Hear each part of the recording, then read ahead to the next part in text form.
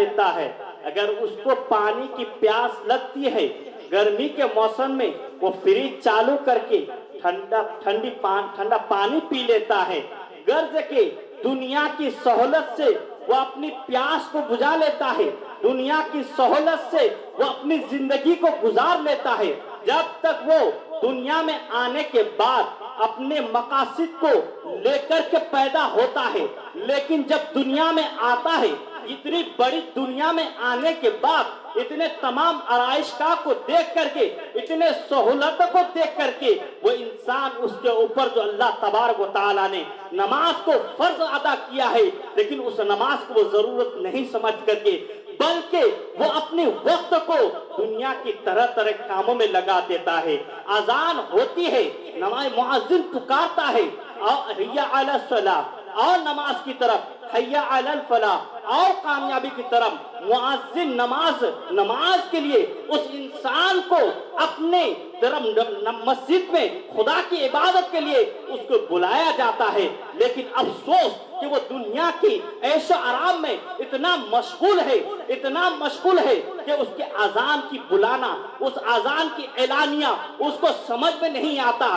اسی طرح پانچوں وقت ظہر بھی چلا جاتا ہے، عصر بھی چلا جاتا ہے، مغرب بھی چلا جاتا ہے، مغرب عشاء کا وقت بھی گزر جاتا ہے، فجر بھی گزر جاتا ہے، یہاں تک کہ ہر 5 وقت کی نماز اس انسان کی مسجد میں انتظار کی گھڑی بن جاتی ہے کہ اب انسان آنے والا ہے، اب آئے گا، وہ اللہ کے گھر میں سر سجود ہو جائے گا۔ اس نے جو اپنی دن بھر میں جتنا گناہ کیا ہے وہ گناہوں سے اپنے گناہوں کی مغفرت جائے گا۔ پروردگار عالم اس انسان کو مسجد کے آنے کا انتظار کرتا ہے۔ وہ انسان جب ظہر کی نماز سے دور چلا جاتا ہے، عصر کی نماز سے دور چلا جاتا ہے، مغرب کی نماز سے دور چلا جاتا ہے، عشاء کی نماز سے دور چلا جاتا ہے، فجر کی نماز سے دور چلا جاتا ہے، تو اس وقت وہ انسان دنیا کی آرائشگاہ سے ملوث ہونے سے تمام نماز فرائض کو چھوڑ دیتا ہے۔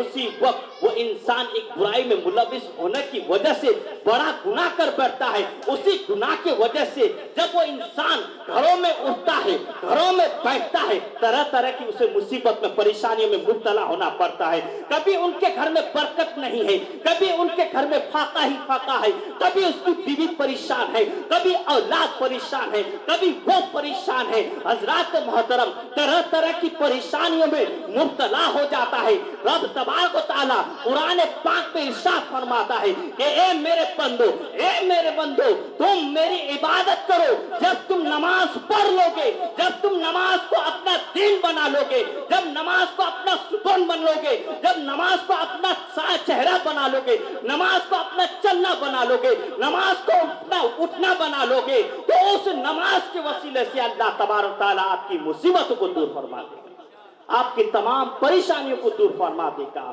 نماز ہمارے لیے تمام بے حیائی اور بری باتوں سے روکتی ہے، لہذا اللہ تبارک و تعالیٰ کی بارگاہ میں دعا کرتے پروردگار عالم ہم لوگوں کو نماز پنجگنا اپنا چہرہ بنانے کی توفیق رفیق عطا فرمائے۔ زیادہ سے زیادہ ہمیں نماز پنجگنا میں اپنی زندگی کو گزارنے کی توفیق رفیق عطا فرمائے۔ وما علینا الا البلاغ۔ میرے بولنے میں اگر کوئی کمی اللہ کے بارگاہ میں دعا ہے کہ اللہ تبارک و تعالیٰ میری غلطی کو معاف فرمائے۔ استغفر اللہ ربی من کل ذنب واتوب الیہ، لا الہ الا اللہ محمد رسول اللہ صلی اللہ تعالی علیہ وسلم۔ السلام علیکم۔